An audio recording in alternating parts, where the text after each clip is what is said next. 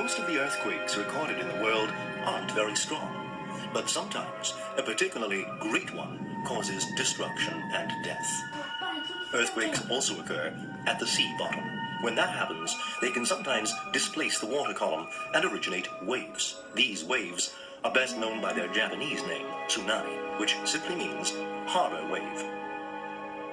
Regular sea waves caused by the wind are very different from tsunami waves. Let's find out why. Wind blowing over the sea can only move the upper layer of water, forming waves but not affecting movements deeper down. The water particles near the surface move with a circular motion, which helps to propagate the wave along. Deep down, the water particles don't move. The strength with which these waves reach the coastline depends exclusively on the movement in the first few meters of water.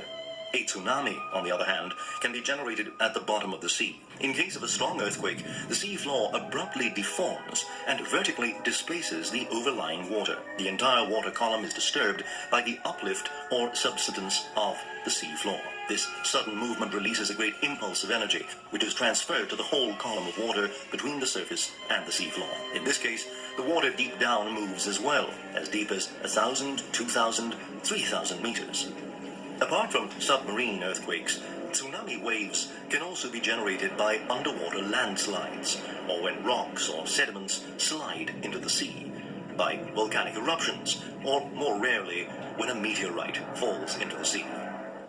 Once generated, tsunami waves in the open sea travel very, very fast, up to 800 kilometers per hour. They can cover thousands of kilometers and approach coast far from their point of origin with great energy.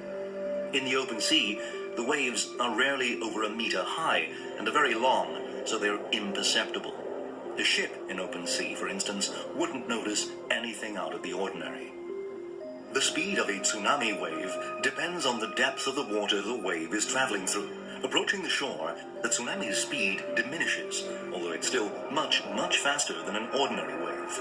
Also, wave amplitudes will increase dramatically. This is due to the fact that the tsunami's energy flux, which is dependent on both its wave speed and wave height, remains nearly constant. Approaching the coast with a destructive force far superior to any wind-generated wave, it can advance hundreds of meters inland.